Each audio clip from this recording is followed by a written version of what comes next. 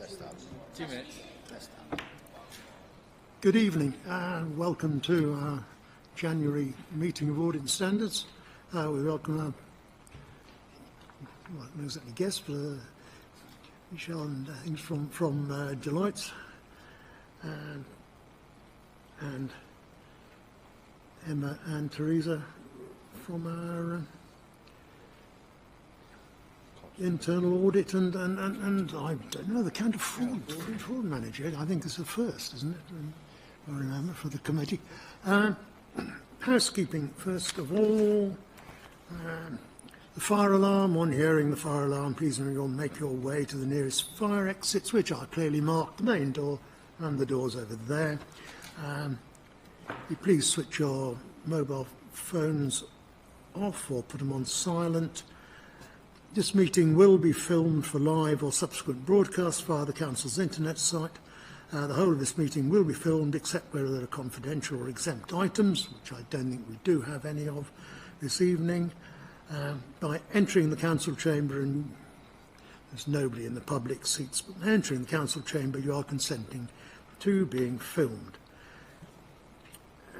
Please ensure that your cards, you should all have a card pushed down into the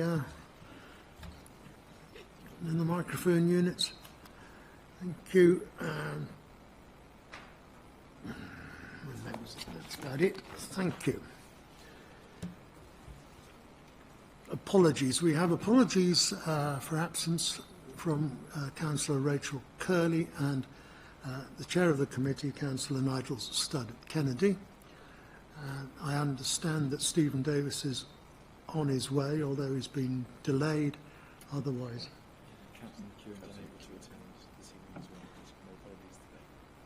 Right. Councillor McEwen has also apparently tendered her apologies. We have no public questions, and so we can move on to the external audit plan, which was the late separate lot of papers which were mailed out. And I think it's Michelle Hopton is going to introduce minutes. We don't know minutes. I've missed the minutes out. You're quite right. I've missed the minutes. And Declan, I won't start. Thank you. No, you're quite right. Yeah. Do we have any declarations of interest? No. Minutes. I take it you've all read the minutes. Would anyone have any problems with the minutes? No. Is Councillor Clifton proposing that we accept the minutes? To have a seconder? Thank you, Keith. All those in favour? Thank you. The minutes are approved. Right, now we can move on to the external audit plan. And I think Michelle Hopton is going to take us through the paper. So I probably noticed that there's a slight change of face today. So I'll be taking over the external audit from Ian Howes. And probably to give you the assurance that I've been working with Ian Howes for a significant number of years. And we do work in partnership on a number of engagements. There'll be a smooth transition period. And he's still working with Deloitte. He's not going anywhere. We're just having a bit of reshuffle of portfolios. So just give you that assurance that there is a new pair of hands, but actually you probably won't see any difference. There's continuity of team, and we've had a detailed handover arrangement. So in terms of the planning, we've done our initial planning. And in terms of the audit plan itself, there's no significant changes from last year. There are two significant risks to draw your attention to. That is the completeness of accruals and management override of controls. Now, those are both what we would call mandatory significant risks that we have to have on all engagements. However, I would point out that the mandatory one for councils we change is in a commercial world is normally around revenue recognition, but for a council we feel it's more appropriate to have it around the expenditure side of things. In terms of readers of the accounts, they're really interested in what the council spent their money on, so we focus our fraud risk or our specific risk around that is to do with completeness of accruals. There are another three areas that we highlight, which are kind of areas that we do more testing, but we don't feel there's significant risks. That's around pension liability, property valuation and value for money. Now, the two, so pension liability and property valuation, they're areas of audit interest because there are judgments in those and they are material balances. But for both of those balances, you do have support, you have special look at them, you get, for example, actuarial valuation. So we will look at those reports and the information you've been provided with to put the numbers into your accounts, but we don't feel at this stage there is significant risk. But we will report back to you our findings in those areas because they are big numbers and there is potential judgment there. Value for money is another area that we are required to look at. From our risk assessment completed to date, we don't feel there's any significant risk there, but we will look at refining that as we go through interim and find if anything comes up. But at this stage, we don't think there's anything significant to report to you at the moment. The other area to highlight is materiality, which is on page, let's get to it, page 9.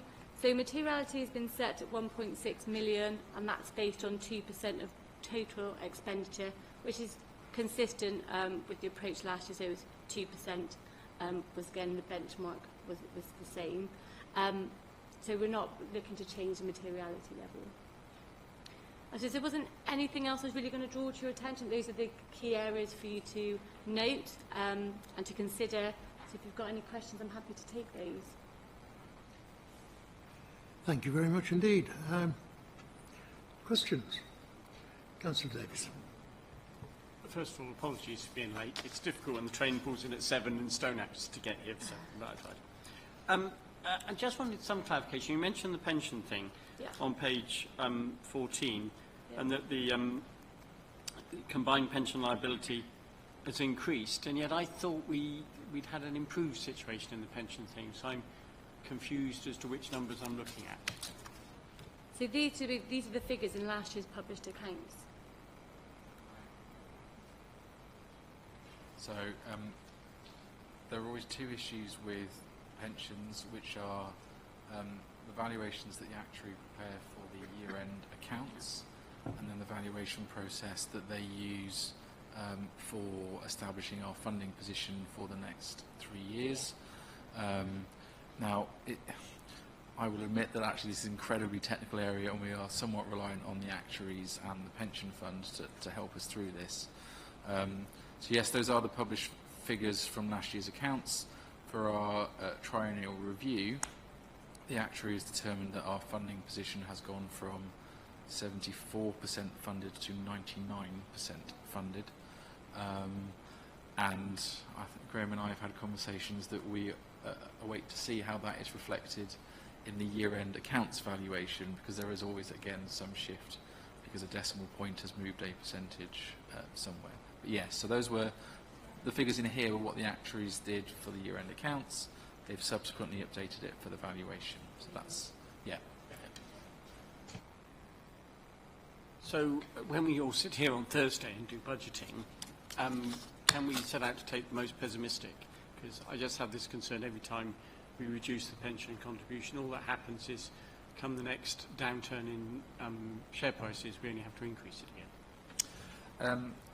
Yes, so when the actuaries look at their funding position, they take a long-term view and they look at the average return that the fund will have to get over the next, I think it's 45 years. And I think their assumption is the fund will get on average 4.2%. Some years clearly it gets a 20% increase, and other years it gets a 20% decrease. So they do take that long-term view. And for the funding, they've recommended that we can move towards a more stable deficit funding position, because actually under their current forecast there isn't a deficit.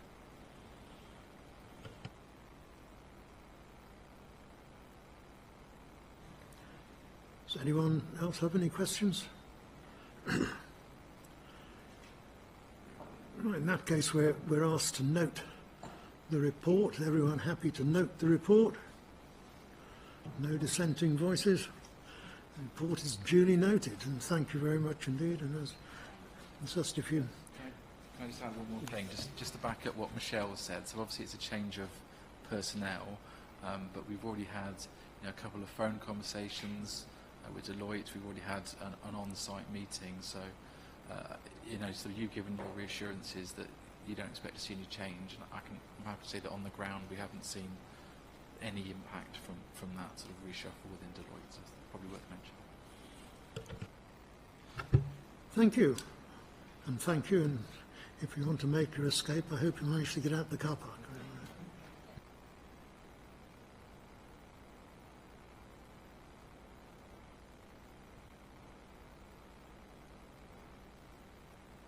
Which is the next item I need to leave out. It's the Internal Audit Activity Progress Report, which I'd imagine is Theresa Mortimer. Thank you, Chair. Happy New Year to all committee members. I haven't seen you since the new year. The purpose of this report is to provide the committee with an update on our internal audit activity against our 1920 audit plan. So if I can take you to page 32 of the progress report, that gives you an at-glance view of where we are against each of those planned activities and the risk and control opinions provided. There's just two sort of audits that I would really like to draw your attention to during this period. The first one is from page 18 of the report, which relates to the Gloucestershire Building Control Partnership. That audit activity has provided a limited assurance opinion on the control environment. I would like to say that the limited assurance opinion has been provided on this, not to do with the service delivery element, because the service delivery element is going on. We've had low numbers of complaints, etc., etc. This is purely around the governance arrangements and the compliance with the original sort of Section 101 agreement. And the building control manager has kindly agreed to attend this committee if there's any particular questions relating to that. Internal Audit will undertake a follow-up review on this piece of activity in the 2021 audit plan. And the second piece of activity I wanted to just draw your attention to was from page 24, which is the multi-services contract. As the committee are aware, there's been sort of lots of audit and management reports back to the committee over the last sort of 2 years or so. But I'm really pleased to report that this final piece of audit work that we've undertaken actually has demonstrated as a very significant positive shift from the opinion being limited assurance up to satisfactory assurance. That's due to the hard work that sort of both Ubico and the management here within Stroud have actually developed some very good working relationships and some really good systems and processes to be in the position of where we are today. So I really want to bring that to your attention to show there's been a real positive shift on that. So I'm more than happy to take any other questions about any of the other audit activity we've undertaken, but those are the two areas I thought that I needed to bring to your attention during this period. Thank you. We also have Paul Bowley, the Building Control Manager, here this evening, who's come along ready and willing to answer any questions on the building control issues which have already been raised. So, Keith, you'd like to? Yeah, I mean, I read the key findings, and I sit here as a long time now, I suppose, probably too long. And I hate the word non-compliance. And I find it really difficult to understand why plans and policies and procedures aren't complied with. And the one here that we're referring to is that it was agreed there would be quarterly meetings to share information, etc., etc., and it appears that only one's ever taken place. And I just wonder why that is the case. You know, what is the, and I'll use the word because I want to use it, what's the excuse? There is no excuse. It's a shared. This is a shared audit as well, a joint audit with Gloucester City Council. So they've also had the audit is for both Stroud and Gloucester, and identifies the shortcomings of the if you like the contact between the two parties. the information is available from, you know, Stroud has got the information in terms of market share and performance information as well as financial information. It's just that the 101 agreement, the legal agreement between the two parties, states that there shall be 4 meetings a year, and it states that various milestones throughout the year, and that's the bit where the shortcomings are. So, I can understand that. However, that's my question, I suppose. If there was a purpose of having, when the agreement was made, there was a purpose of having 4 meetings a year, which I assume is that someone from the Stroud area and someone from the Gloucester City area, or 1 or 2, I don't know who they are, whether it be you and your counterpart, sit down and discuss how the service has gone, etc., etc. And there has to be a reason for that to be put in. It goes back to that old thing, isn't it? Meetings, bloody meetings. You have meetings because they're necessary. If it wasn't necessary to have shared quarterly meetings to discuss the progress, etc., etc., then they shouldn't have been in the 101 agreement in the first place. But if they are, then they should be complied with. And if Gloucester City are the people who aren't pushing to get it complied with, we should be doing it. And then as far as I'm concerned, I'd be happy to sit here and say, whoever it is our representative has pushed hard to have those meetings and they haven't taken place. Therefore, the onus is on the other party. That's my view. It's a bit of both. Early days, Gloucester went through their review, their restructure, and so the planning head of planning, or the planning manager at the time, who was the representative for Gloucester, he departed from Gloucester City.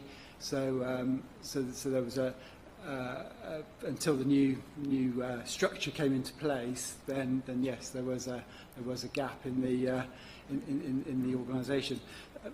On a positive note, since the audit has been done, we've had a meeting with Gloucester City. So there's 2 representatives identified for Gloucester and 2 now for Stroud. So there has been a meeting, and there is a board meeting on this Friday. So the proposed, you know, the process of addressing these the 9 recommendations from the report are in place.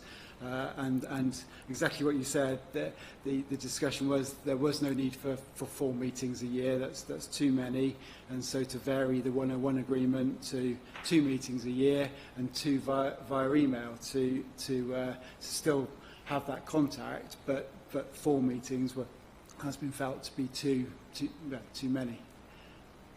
That agreement has been changed then, has it?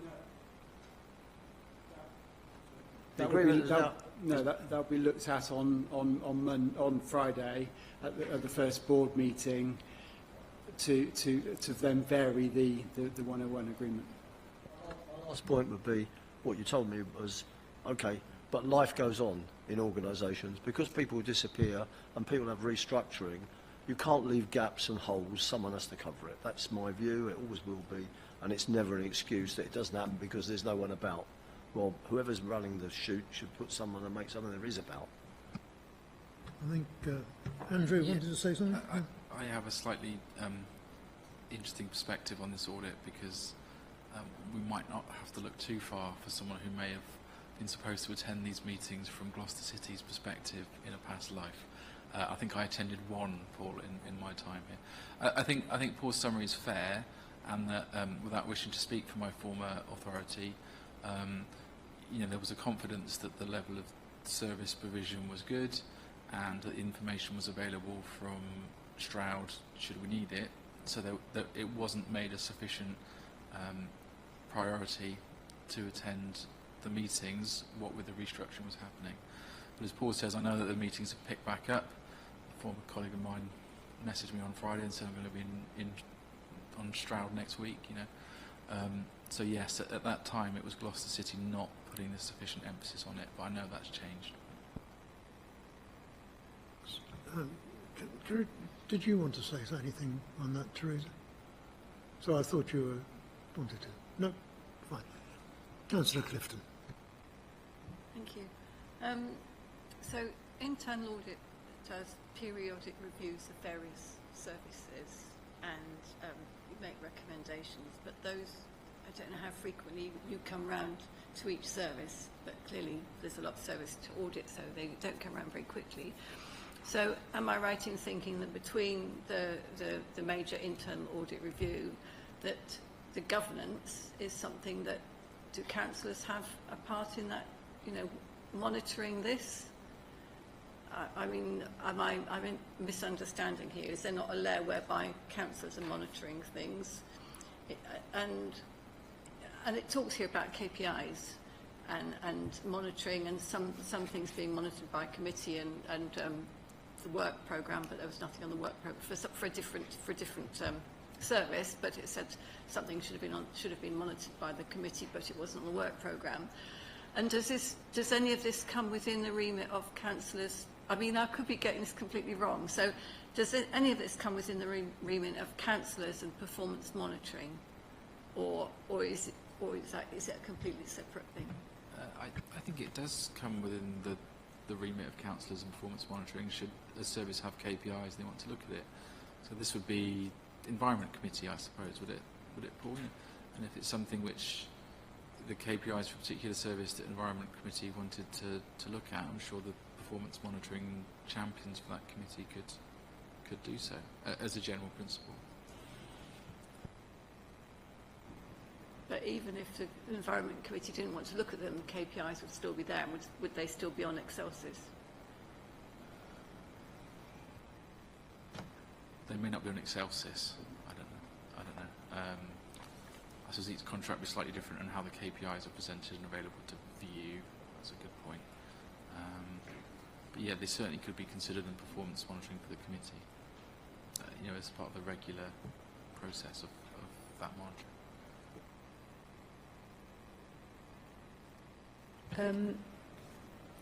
Management have accepted these recommendations that we've made, so it's management's responsibility to implement them. We, in internal audit, we review all high priority recommendations and keep them. We request updates on where we've made high priority recommendation, but where we've provided a limited assurance opinion on the control environment, we always do a follow-up review. So whilst we don't own or manage risk, to give you the independent assurance that the recommendations have been implemented, we always do a follow-up review. So this audit will be put into next year's audit plan to follow up, because as I said, management have responded positively and said what they're going to do to implement the recommendations we've made, but we will do that follow-up review next year on that.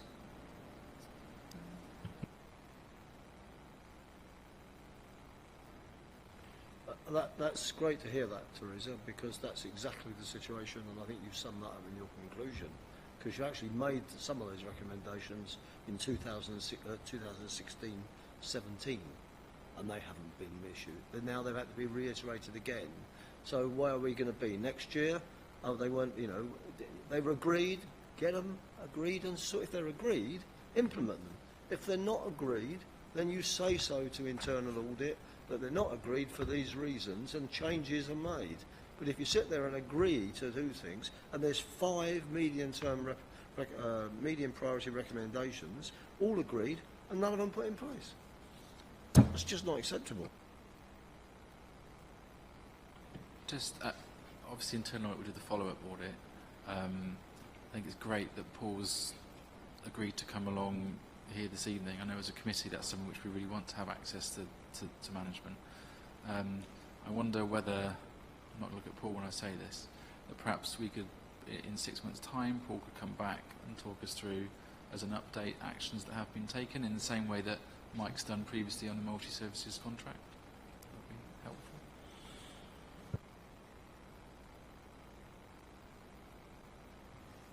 Why not April? Because they're over a year old anyway.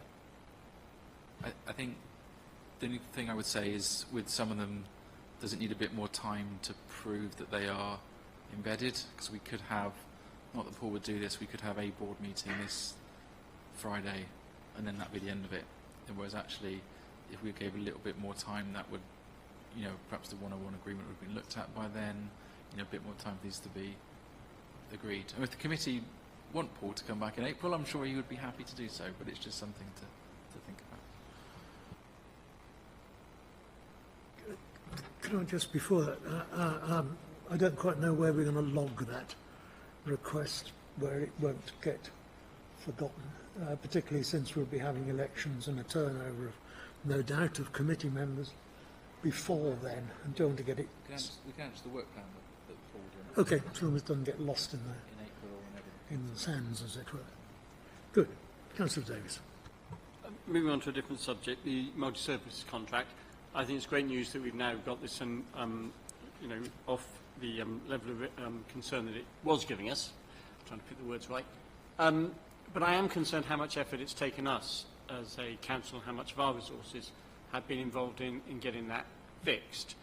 That's in the past. Looking forward, do we now think that Ubico are capable of doing what's required as part of the contract, or will we continue to have to go in and help them to perform their tasks, particularly and provide the data we think necessary?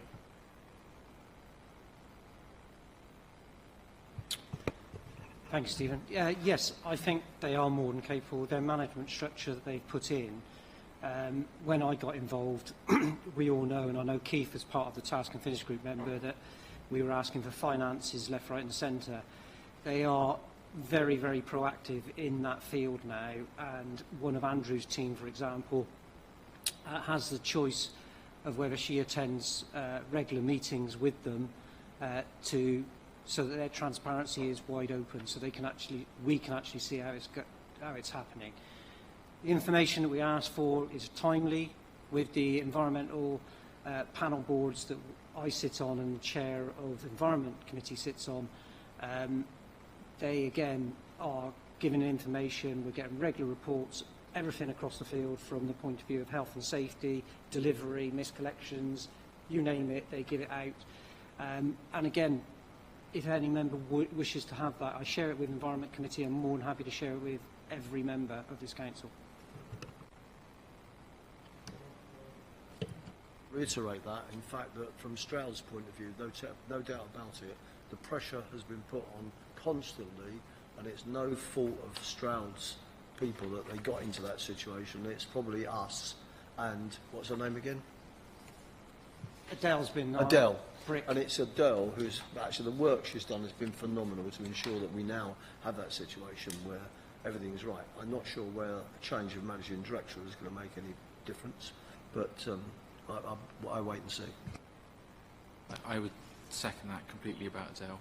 And actually, I think there have been financial improvements across all of Ubico's contracts as a result of the work that Adele does. So she, it's an idea. So she has, as Mike says, she has an open invite to go to their operational meetings. But to come back to your point, Stephen, she doesn't go to all of them. She chooses to go at the moment on a quarterly basis because that's enough for us. It helps us. But equally, clearly, we don't want to put in too much resource when we don't need to. And then my other question was, on the list of activities, we have the Littlecombe scheme with the draft report issued. When will that be available so that we can see that?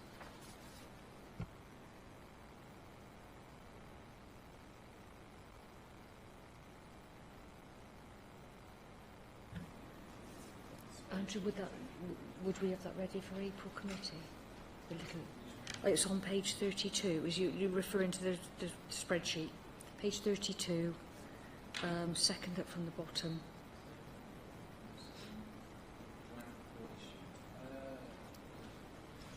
Would it be ready for April? Honest answer, I don't know. So you've issued the draft report, Teresa.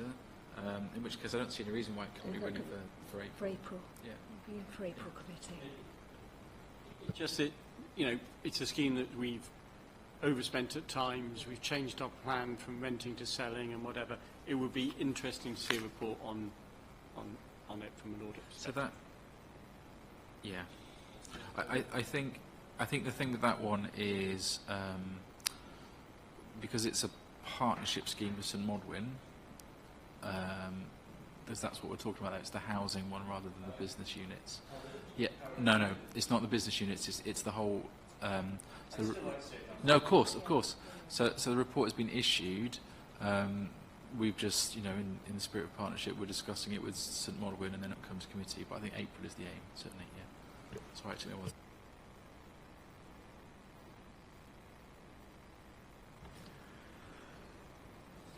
Do we have any more questions or comments on the internal audit activity progress report? No. The decision box says that the committee resolves A, to accept the progress against the internal audit plan 2019-2020, and B, to accept the assurance opinions provided in relation to the effectiveness of the Council's control environment. Are we all... I'm not sure. Oh God. I'm not sure. Did we actually agree that the report would come back to April? The progress on the... was that agreed, that that would be April? Are we talking the Littlecombe one now? No, the one on the joint service contract. I thought we agreed that that was coming back after that date. I thought, I'm sorry, I've got the wrong end of the stick. I thought because there was an election coming up, and should there be a change, then the people that are here currently would be the ones I would have thought that needed to know where we were at on that, even if it was almost interim. Just at cross purposes, my concern was that because there was an election and personnel might well change to some extent or another, but it might be out of sight, out of mind and get lost. So we were completely opposite. Well, let's return to that for the moment then. Who would like to see it come back in April before the elections, and which would be possible, wouldn't it? Would it? It would be possible. It would be possible for Paul to come back. I think just with the acceptance that if some of the things are a longer term approach, that they may still be in progress. My apologies, I am completely muddled now. I thought we were back talking about Littlecombe, but quite happy with that. That all seems to me to be as we were. Making plans for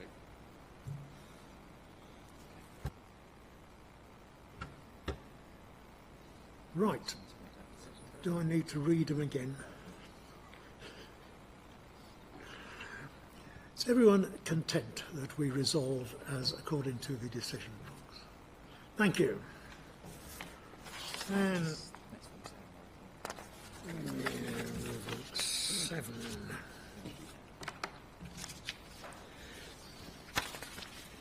Yes, so Emma Cathcart is going to... Can I just briefly introduce right. Emma? I won't be so bold as to introduce Emma. I'm sure she can introduce herself. I've mentioned briefly in committee before that much of our counter-fraud work is done by the counter-fraud unit at Cotswold. Previously, this has been commissioned through Teresa's team at ARA, but in the interest of sort of freeing up management time for all, we're sort of now doing that directly, which helps Teresa's staff. So Emma from the counter-fraud unit, I think this is your first visit here, Emma, has kindly sort of volunteered to come along and give us an update on the work of the unit. So, thank you. Yes, nice to be here. I will deliver 2 reports to you each year, as I do for all our other partner councils. 4 is just quite a few to get round with the number of partner councils, so 2 a year is what we deliver. To give you assurance, we are seconded to you, so when any of my team are undertaking work for you, they are Stroud employees, which is wonderful for data protection and the like. Gets around an awful lot of mysteries there. So we do supply specific pieces of work for Stroud, and the report details that, mostly within your revenues and benefits team and your tenancy, looking after your stock. So the top of the report talks about the work that we're doing with the council tax support. So housing benefit has now been shipped off to the Department for Work and Pensions, but what was council tax benefit remains behind. So we undertake the investigations of that. Going forward, we're going to pick up your SPOC role, so that's the interface between the Department for Work and Pensions and the Council as well, which ties quite nicely together because we can sift your referrals, deal with the Department for Work and Pensions, etc., make sure things are going to the right people. And the results are there listed for you. So we've had a successful prosecution, and then we've delivered some penalties. So I think our policy was introduced at Stroud sometime last year with regard to council tax penalties, housing benefit prosecutions, etc. So that's civil penalties where it isn't deemed to be fraudulent, and then you've got your criminal penalties, which is the alternative to prosecution. So again, funds are listed there for you. Looking after your NFI matches for revs and bends, this year we're going to concentrate on just clearing the anomalies to do with single person discount, so making sure that they've all been triaged, had a look at any results, penalties, etc. applied, and hopefully next time I see you I'll be able to give you the actual outcomes on that work, and we'll undertake your NFI matches next year. And then the final part is all about the housing and tenancy work. So a huge arm of the counter-fraud unit is to look after social housing and abuse of it. And we've got contracts with 7 social housing providers, including Cheltenham Borough Homes, which is very much like here because clearly it's the council stock. So it's using all that work and working together again, so dealing with any referrals that come in to assist your teams where necessary. So don't know if you want any other information, but happy to answer any questions. Thank you very much indeed. Have any questions? Keith. Just a quick one, really. 2.2 in the thing, in the report. There were 7 referrals, and you had resulted in the following results, which actually come to 6. Was there one that didn't have anything at all? It was just dropped. So it will be no further action, and that could be because there wasn't fraud, it was an attempt and it isn't in the public interest to pursue it, or it could be that the person was vulnerable, there could have been an internal error, so whilst on the surface it looked like there was an anomaly, when you actually go back through the data there was something else. So yes, it's a no further action. I was going to ask the same question, but welcome. Right. Anyone else wish to ask anything, make any comments? Yes, Councillor. Curiosity, how does the number of referrals in Stroud District compared to, say, Cotswold, which is similar? So it's not comparable directly because you are not a full partner council. So 5 councils have a lot more work provision. So as a consequence, our referrals would be much more. What I can send you after the meeting is information about the councils that we do council tax reduction scheme investigations for, so you can compare those. So I can sort of give you the figures. But I think, off the top of my head, all 4 of them are comparable. Simon's worked really hard from the team to sit in each of the individual councils, get the processes exactly the same, work with the benefits teams with what referrals we want. So they should all be much of a muchness, and the results are, again, same sort of outcomes.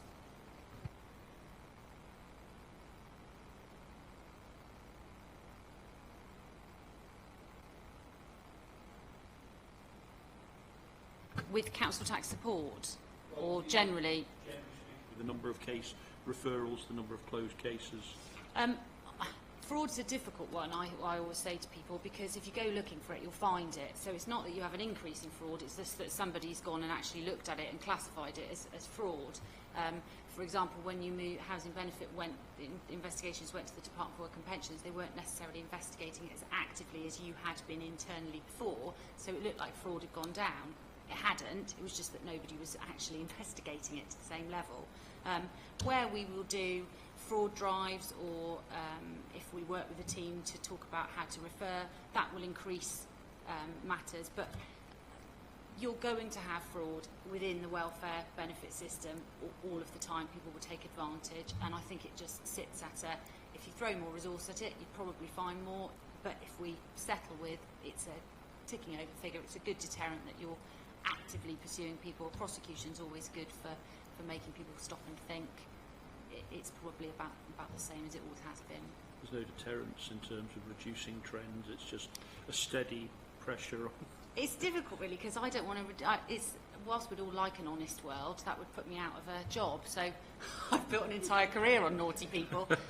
So I wouldn't want it to completely decline. But I think with anything where there's money, you'll have people who will take advantage, and you'll never mitigate for dishonesty.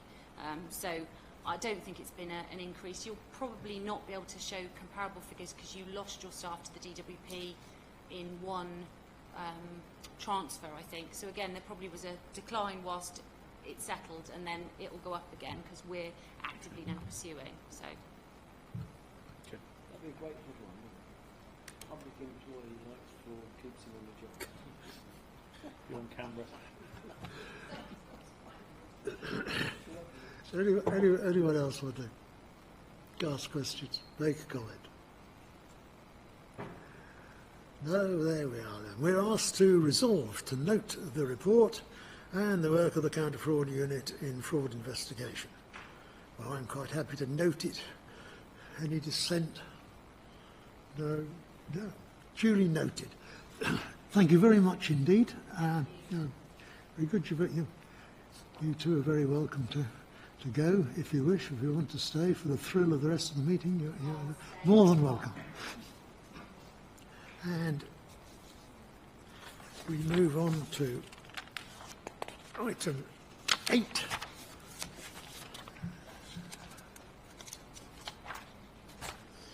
Which is the internal audit purpose, authority, role and function.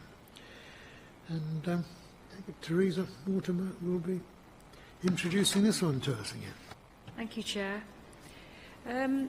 This suite of documents that I'm presenting to you this evening is to support you in your role in relation to internal audit.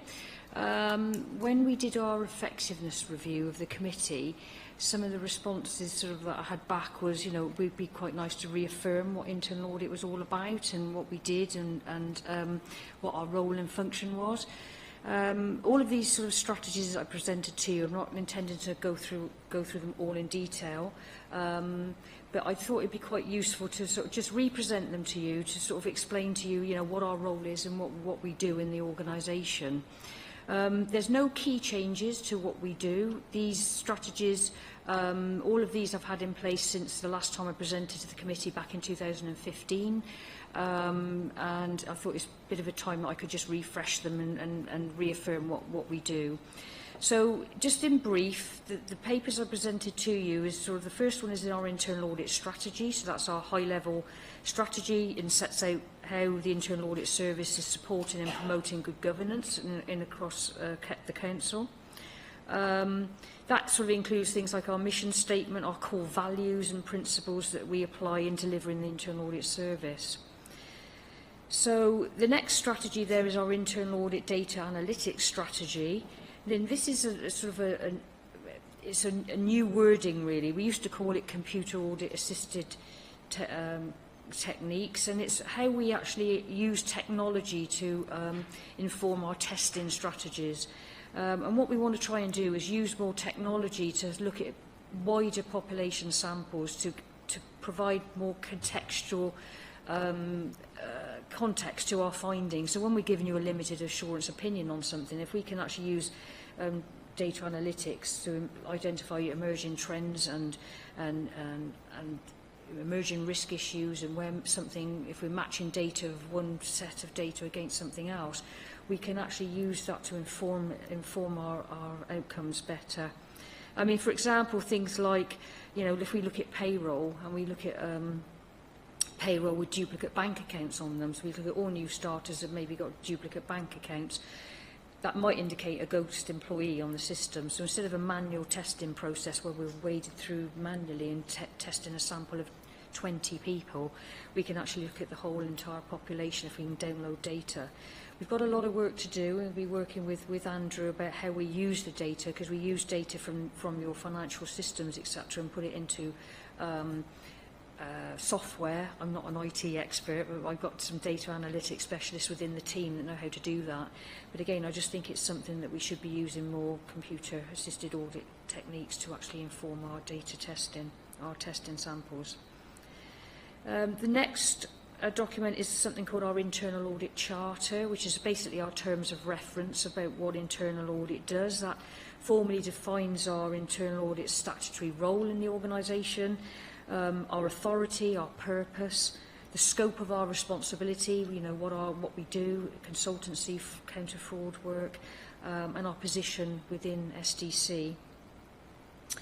Also defines our rights of access and that we're independent and objective.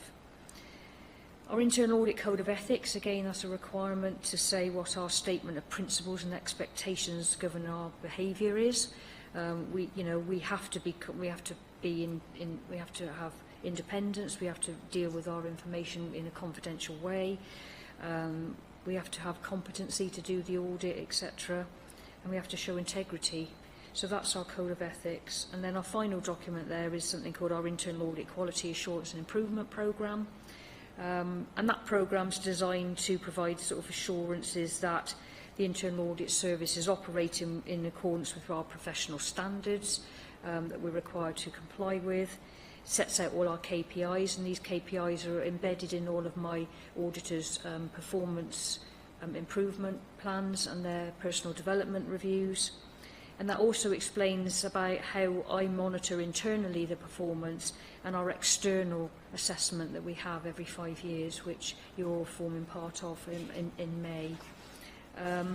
So that's what those papers are. I hope they're useful for you. There is a requirement for you to approve them because these are required by the Public Sector Internal Audit Standards. So these documents, because I report to you independently, it is the Audit and Standards Committee's role to actually approve these documentation. So I'm more than happy to take any questions on those. Thank you very much, and thank you for such a comprehensive set of reports too. Questions? Councillor Davis. Thank you, and you know I'm a big fan of internal audit. So next time you give me that much to read, I might not be so happy. It's a curiosity question, really, because I know a little bit about data analytics. I'm fascinated by what you use, but more interested in whether you have adequate funding for the tools that you need, because I agree with you, there's more you can do by automating that, but it's usually expensive. Is there adequate funding for what you do in that area? We use something called IDEA.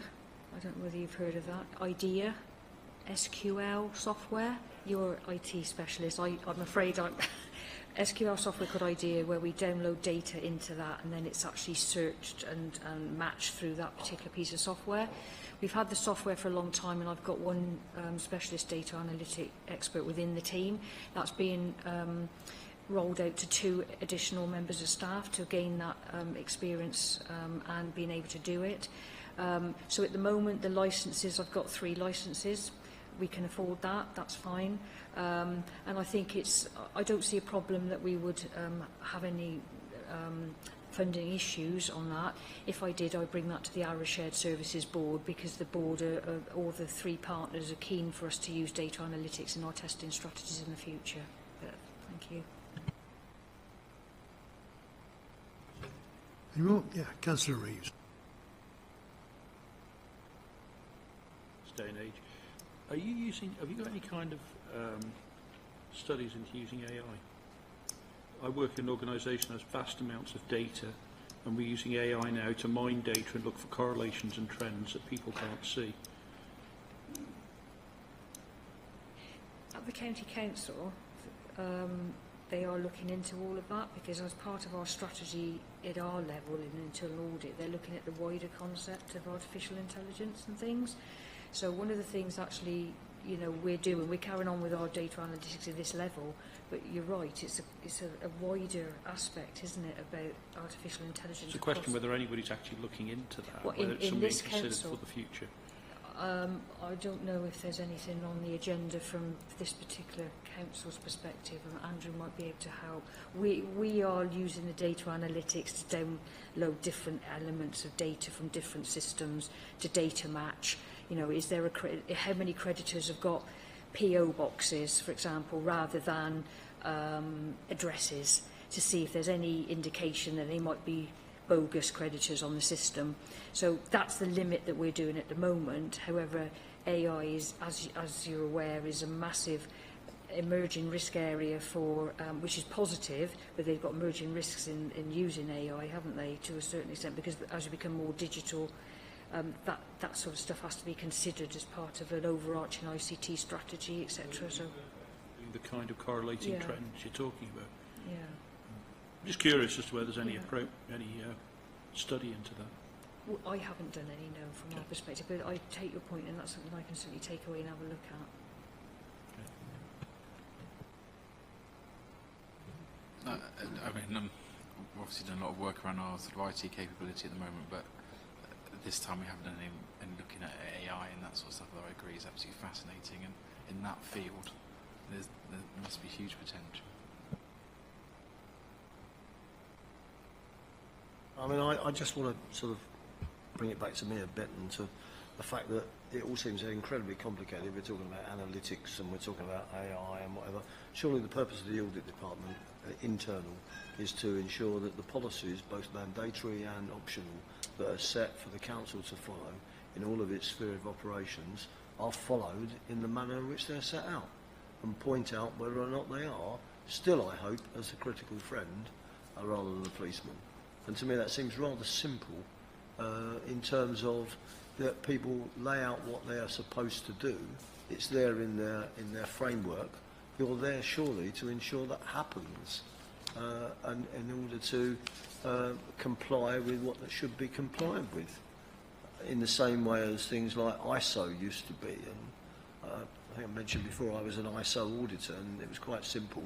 There was in that case it was to achieve accreditation every year, but there was a set of principles and a set of policies that were laid down. As long as the company were following those policies, then the audit was completed, and it was a tick, if you like, maybe with some recommendations along the way.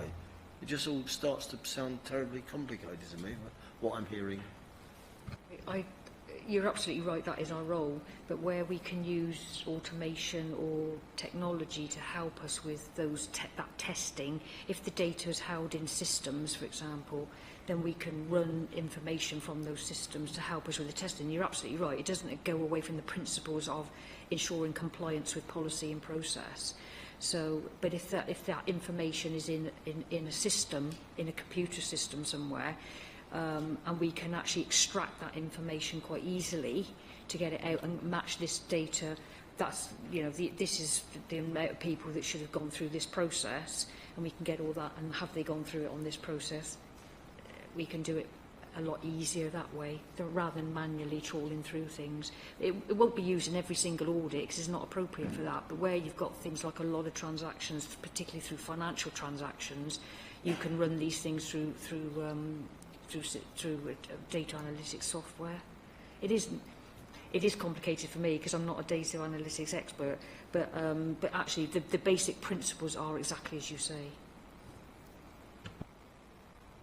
See, isn't the point on this that that in crunching the numbers on that sort of scale that you can now do with computers and the sort of software you've got, that it will show you sort of aberrations which you wouldn't see as an individual eyeballing a load of tables even, and it's the aberrations which indicate that something's going wrong with the processes, you know, and so you think that, you know, as in the olden days I would look at a spreadsheet and think that doesn't look right, you know, what's gone on there.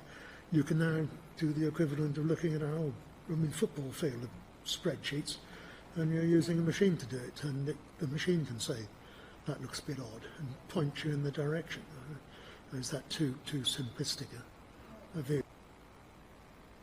Whole populations and indicators of emerging risks or trends, which puts you in maybe the manual bit. You can say, well, actually, this is showing that, this trend is showing that all of these things haven't been authorised by the correct person it should have been authorised by, and we've looked at 1,000 transactions and 900 of them are wrong.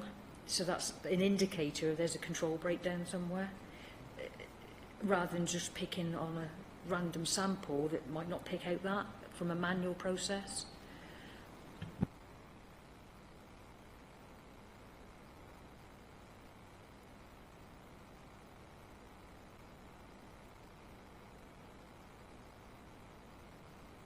Councillor Clifton.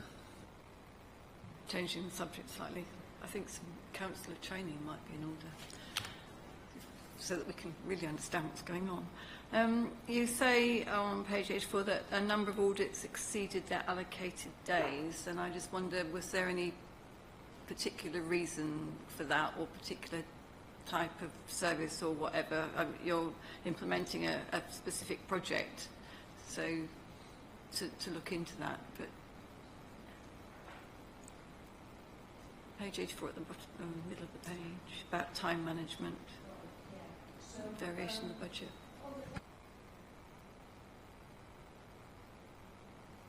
KPIs and measures of assessment. From the page that you say, page 84, that's where my improvements need to be. So this improvement plan is across all the ARA partners. So this isn't particularly just in relation to Stroud. This is in relation to, when I look at my service, there are some times when the audits actually exceed the budgeted days. So that's something I need to look at. So that's an action for me to look at to enable improvement, to make sure that, you know, is there any specific reasons for that?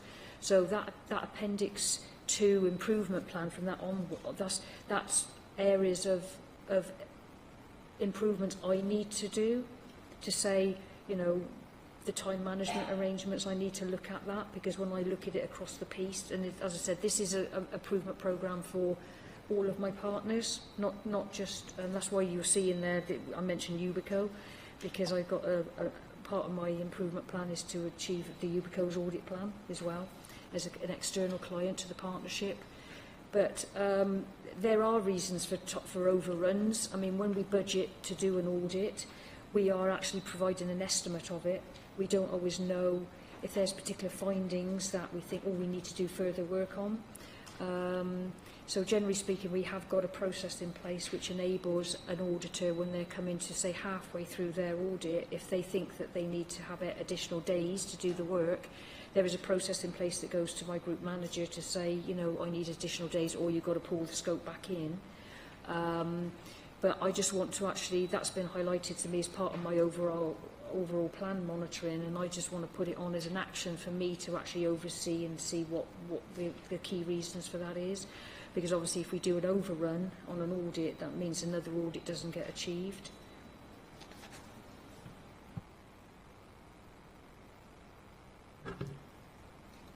Thank you. Any more comments? One thing I'd like to ask, and that's in amongst this, perhaps apart from the data analytics, are there any major sort of shifts in policy or ways? Are there any major changes here, or is it a sort of codification of what you're doing already, which is very useful to do in itself, because it always concentrates the mind to have to write it all down and get other people to write it all down, and that's something. Is there anything we should be looking at and thinking, that's changed? No, these documents are all in line with the public sector audit standards. All the requirements of the standards say I'm required to present them to you on a periodic basis to support your understanding of the role of internal audit. I will get externally assessed on all of this because I'm saying I'm doing all of this, but that's why we have the external assessment, because they come and audit me to make sure that I'm actually complying with these principles and I'm doing what I'm saying I'm doing. No, there's nothing changed. As I said, the only key change is the use of data analytics. Everything else that's within these documents, as I am presenting the audit service to you, there's no key changes at all. Well, thank you, and thank you for all the work that's obviously gone into them. And we're being asked to approve them. It says the committee approves the internal audit strategy, internal audit data analytics strategy, internal audit charter, Internal Audit Code of Ethics and the Internal Audit Quality Assurance and Improvement Programme. And all those in favour of approving. Thank you. That's unanimous. And we can move on to number 9, which is, again, Theresa Mortimer, I think. Thank you, She's Chair. going to tell us all how it's all going to get better in the Quality Assurance and Improvement Programme. So, this is our Annual Governance Statement 2018-19 Improvement Plan Progress Report. If I can take the committee back to July 2019, when you were presented with the Annual Governance Statement, within the Annual Governance Statement is an improvement plan where the Council has identified a number of improvement actions in relation to good governance. So this is an update, provided you with an update on those improvement actions that were identified, and they can be found from pages 89 onwards of your pack. And what we've done, we've provided you with the actual governance matter that was identified, so future financial sustainability is the first one, with a position statement as at December 2019, which can be found on page 90. So the relevant lead officer, so the chief financial officer, so that was Andrew in this point, provided you with a position statement on future financial sustainability. And then the next actions relate to the Local Government Association, Local Government Peer Review. So there's a position statement where we are on that, on page 94. And then the Procurement Action Plan is on page 96. So that's just given you with a brief update on where they are within each of those actions that were identified. We're starting the round of reviewing our governance arrangements for 1920. These actions will either be reported back to you in July as part of the Annual Governance Statement Action Plan, including any new actions that have been identified as part of that annual review. So I'm more than happy to take any questions on those. Thank you. Do we have any questions? Or any comments?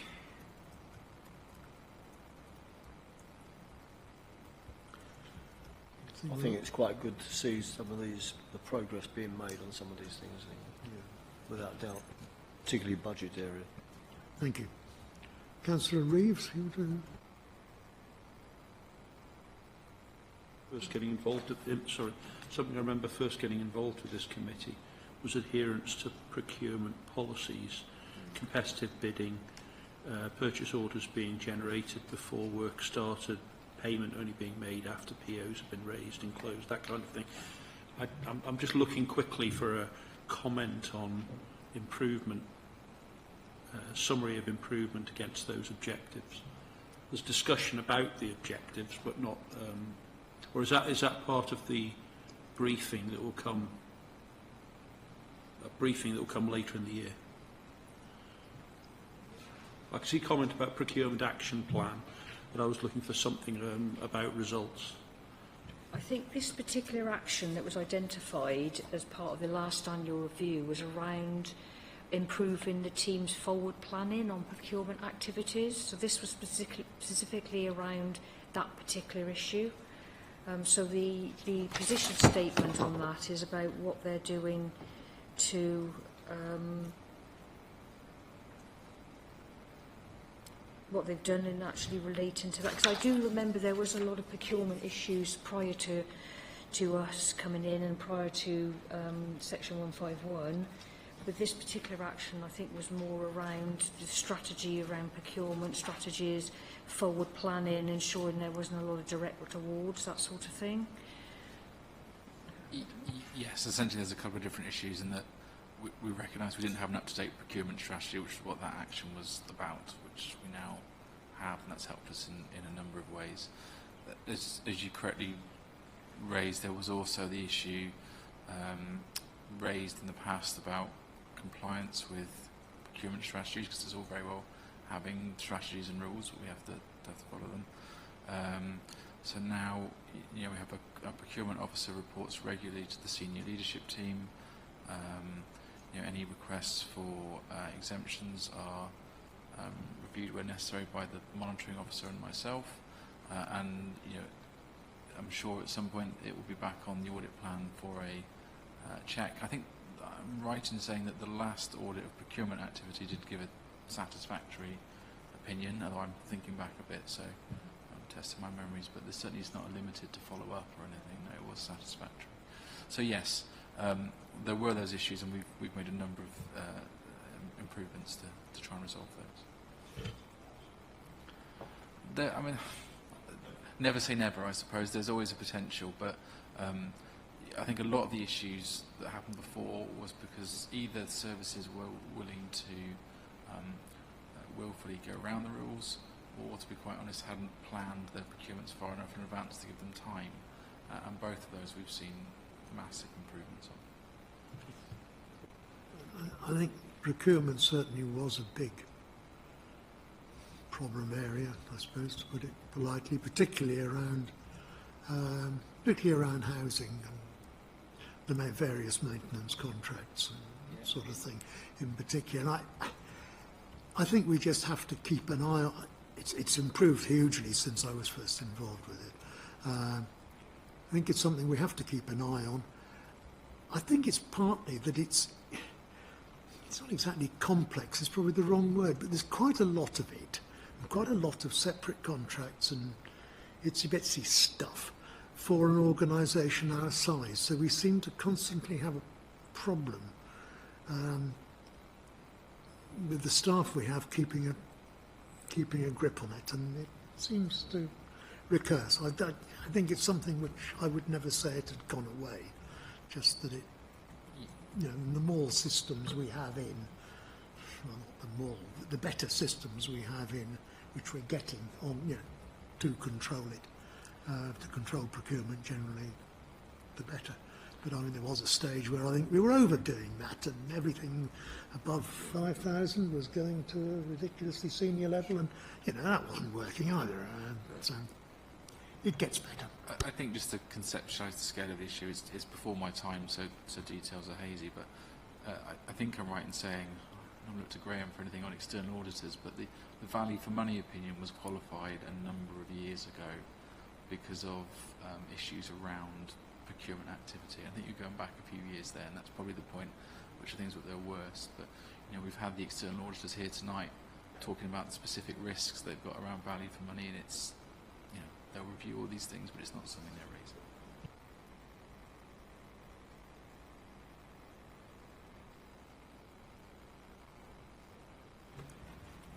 Are we all as happy as we're going to be with that fairly positive report? Yeah. We're asked to note to this report, or to note the progress made as set out in the report. Everyone happy with that? Good. Move on. I think we're up to number 10 and the change of officer. I think it's Graham Bailey with the Treasury Management Strategy, Annual Investment Strategy and Minimum Revenue Provision Policy Statement for 2020-21. Chair. Yes, this is an annual report which we're asking Audit Committee to recommend to Council.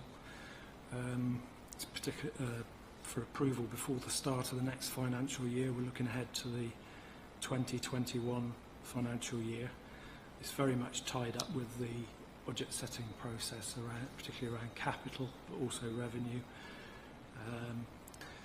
In drawing up these strategies, we've got to have regard to the sit for codes on Treasury and capital. This was set out in the Local Government Act 2003. So it's particularly around making sure our capital investment plans are affordable, prudent and sustainable. We set operating principles and limits for the forthcoming year, and then we follow, once we've set the strategy, we've followed up with quarterly reports to the Audit Committee during the year. So to take the Treasury management strategy, which is looking particularly at borrowing, currently got 103 million of borrowing, plus an element of internal borrowing. We've got a capital financing requirement of 111 million. So that's the level that we sort of need to borrow for. So you can see there that the difference between 103 and 111 is the internal borrowing. That capital financing requirement in this strategy is set to rise to 127 million by 22-23, and this reflects the new housing capital programme, where they've got a new house building programme, and they're planning to spend 11.184 million up until the year 23-24. Part of the limits that we have to set ourselves, there's an operational debt limit and an authorised limit, and these limit the amount of borrowing that we can incur. So the operating debt limit in the year financial year 2021 is 129 million, and the authorised limit is 137 million. Also with it, the limits that we set around maturity structure of borrowing. So that's around ensuring that we don't have too much borrowing maturing all at the same time. There are also our limitations around borrowing in advance of need. And we sort of set out that we would only do that in specific circumstances. We also set out our minimum revenue provision policy statement, and that's around our plans for repaying borrowing.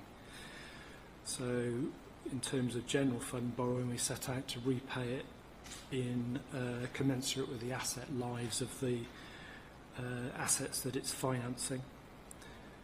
HRA, there's no requirement, there's no statutory requirement for the HRA to repay its borrowing or make plans to repay its borrowing, but our plans set out our voluntary plans to repay that borrowing. The report also covers prudential indicators which are there to ensure that the council borrows prudently over the period from 2021 to 22-23. There's a summary of all the current capital plans and how they're going to be financed, and that shows any borrowing that's planned and the borrowing that needs to take into account repayment of borrowing and actual borrowing to come to our capital financing requirement.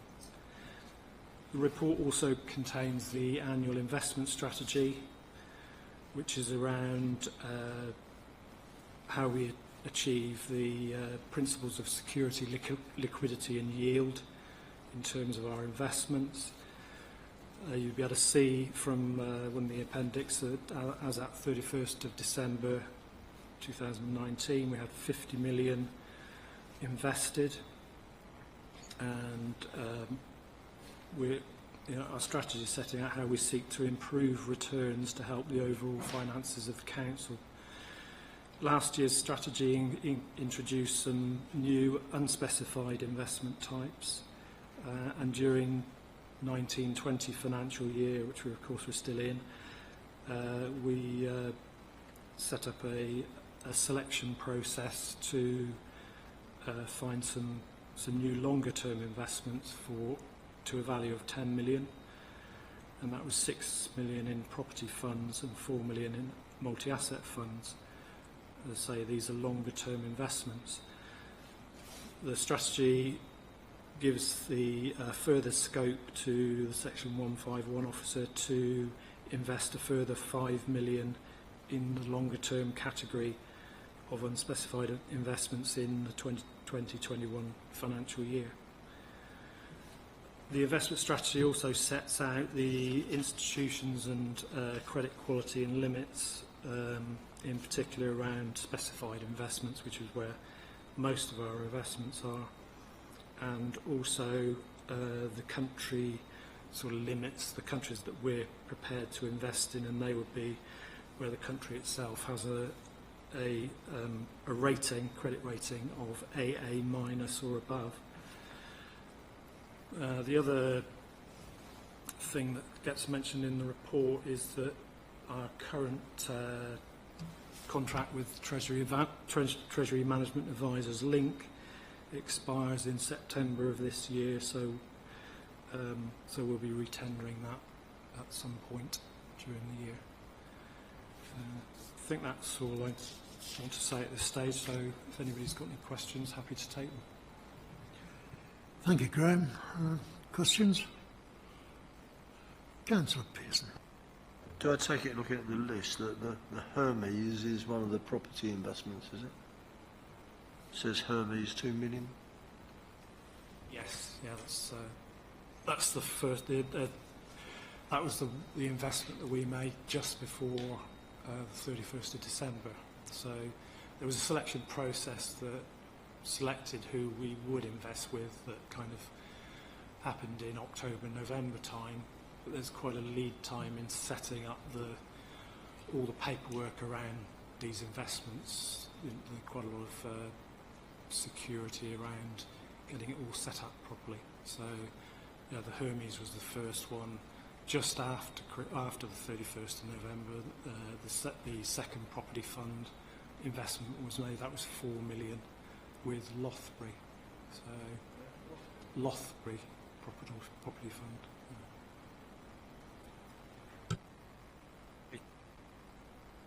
They were the things we were talking about this afternoon with Nigel. Okay.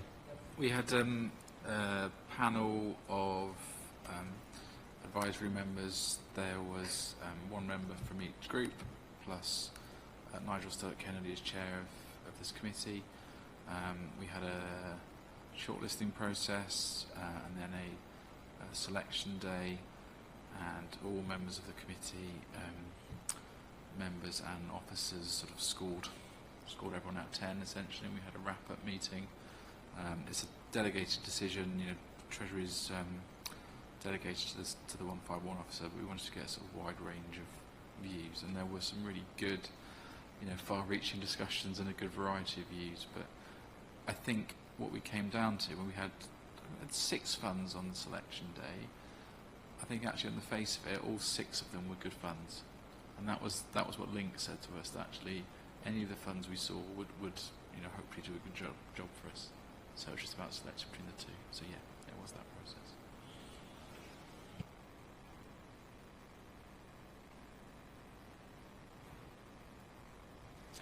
So you talked about the voluntary paying back on the HRA, which I see we're doing at just under £1 million a year is the sort of plan, which over 30 years would reduce it by nearly a third. My gut instinct says you don't want to do it quicker, but actually the other half of me says, is that the best use of funds available to us? I just wondered if you had any sort of colour on that. I think from a Treasury perspective, I wouldn't hold a view on that. I think it's something that comes out of the housing service and their preparation of their 30-year plan. So, I think it's down to their budgeting, what they feel they can afford, what's the best use of their resources. Just a different way round then. Some probably aren't doing any, because as you say, it's not, we're not obliged to do it. How does that sort of compare with how people are looking at this issue of, most councils have this huge nominal debt on their housing reserve, okay, supported by an asset, and, okay, we all sort of assume it's okay. But is anybody else trying to be more aggressive? Do we have a feel for that? I'd have to go back and check the figures. I know when the Housing Committee were considering introducing this policy last year that Lucy Clothier, the interim accountancy manager, did quite a lot of work comparing other authorities. And yes, as you say, it varies between nothing at all and really very aggressive strategies. It's really where you kind of draw the line. I think the decision for us was around, well, we could free up more money in the short term if we didn't do this, but actually what we don't want to find is in 50 years' time we've got stock which needs, you know, serious amounts of work, but we've still got the same debt that we had when we started. So we sort of chose the middle line, essentially. And there are slightly different rules for the new build programme, which is paid off at different rates to the existing stock. But it is, as Graham says, a sort of judgment as part of the budgeting for the housing side of things.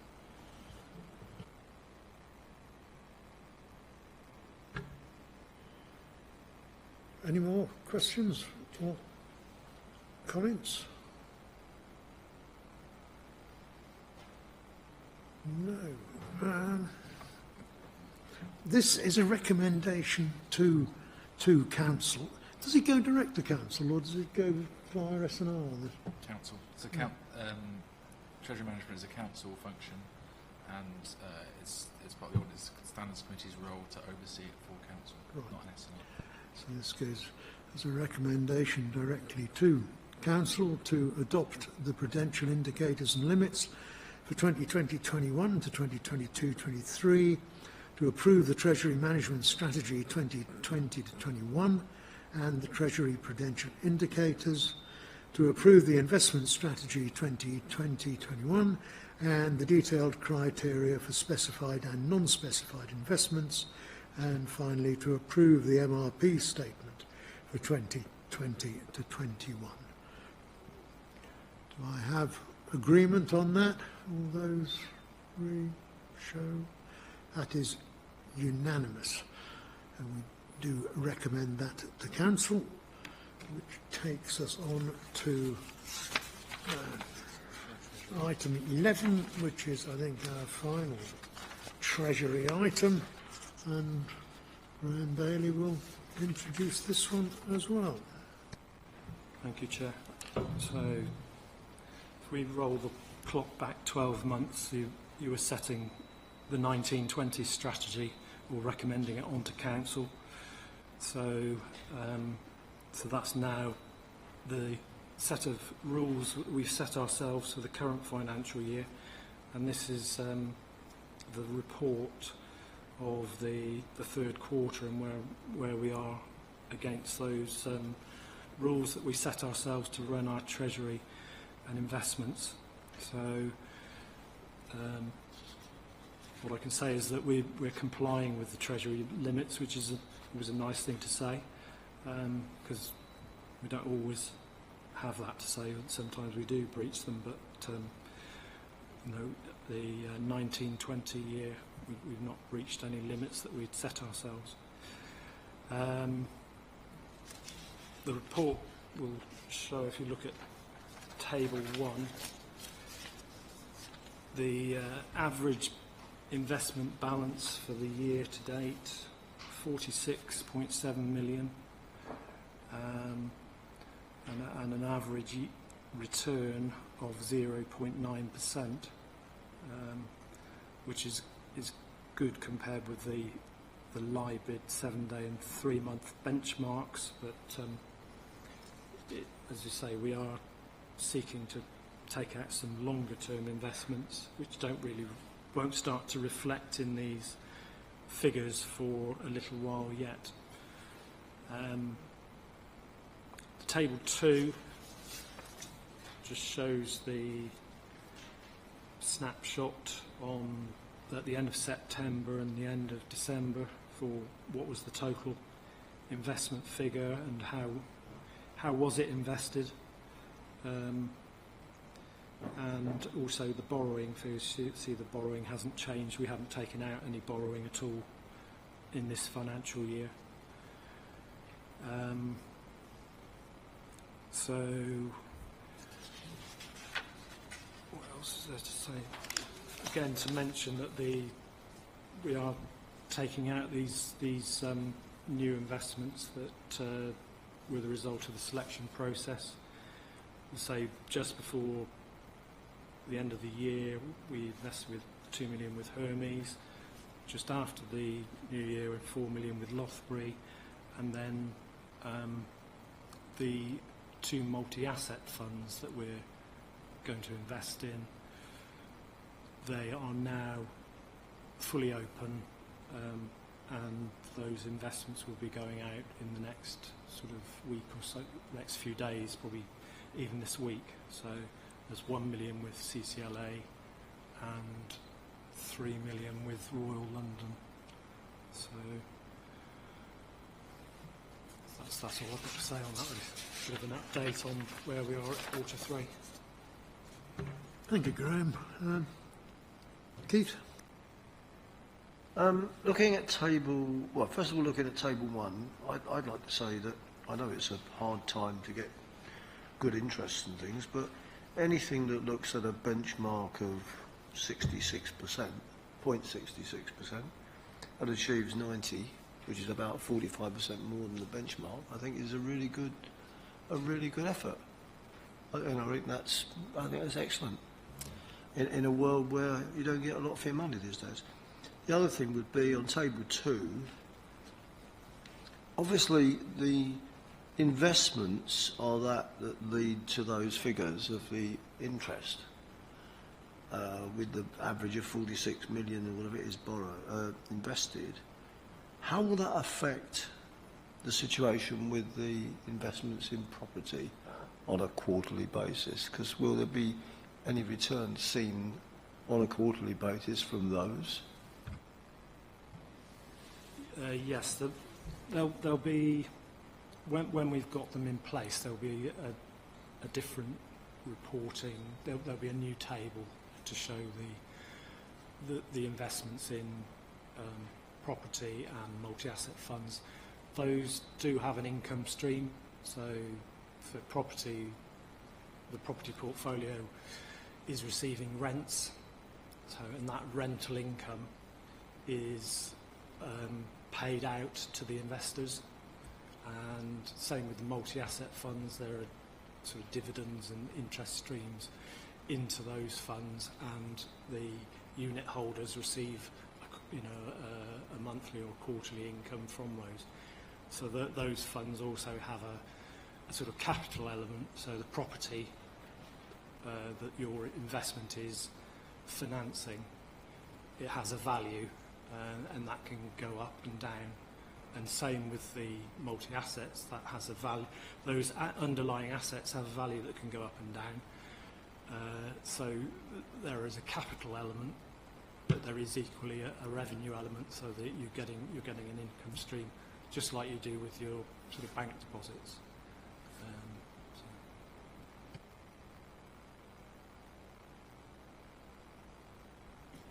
I think it's just worth noting that the fact that we didn't have a breach this year, because I think, was it last year over Christmas we had some problem?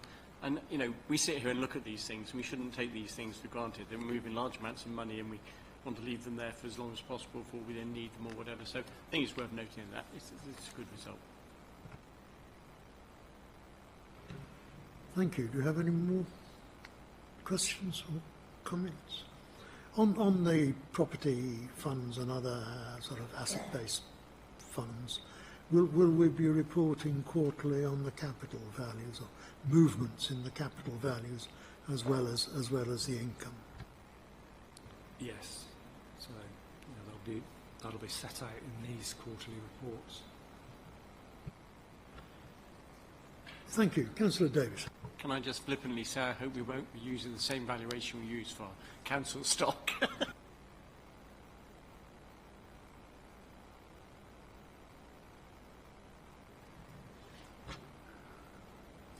Right, we're asked to resolve to accept the third quarter Treasury Management Report for 2019-20. Are we all happy to do so? Thank you. That's unanimous, which takes us on to item 12, which is our standing item, the work programme. We don't seem to have a 12B.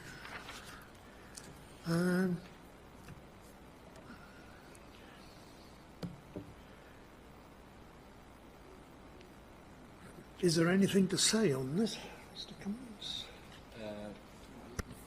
From me, the only things I would say is we talked earlier about asking Paul to come back in April to add that into the work plan. And it's not really a sort of work plan because it's not a committee date, but I will plug, hopefully all members are aware that Teresa has arranged audit committee training for all audit members across the board, which is on the biscuit. It's on the 16th of March here. March the 16th is here. Yeah, and is it the 17th at the? Yeah, at the county council. So members can attend either, whichever works best for them. So that's. We'll send out the, I'll put the dates in all your diaries, Yeah. but I'll send out the agenda when we set for finalise that, but I'll resend it all to you near the time, but yeah, just to Just don't go to both because it'll be the same. Won't it, really? Do you get biscuits? Will the county council be providing biscuits? That's a question. Nothing else from me. Extra items for the work plan. Our annual audit, internal audit plan to 2021 will be included, and also the Audit and Standards Committee's annual report to full council. They'll be coming to that committee as well.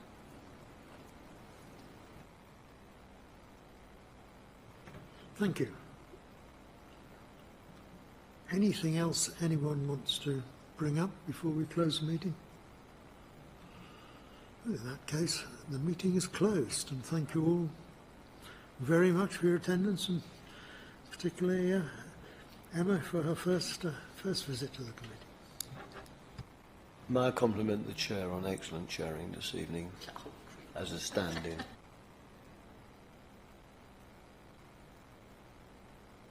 Thank you, Councillor Pearson.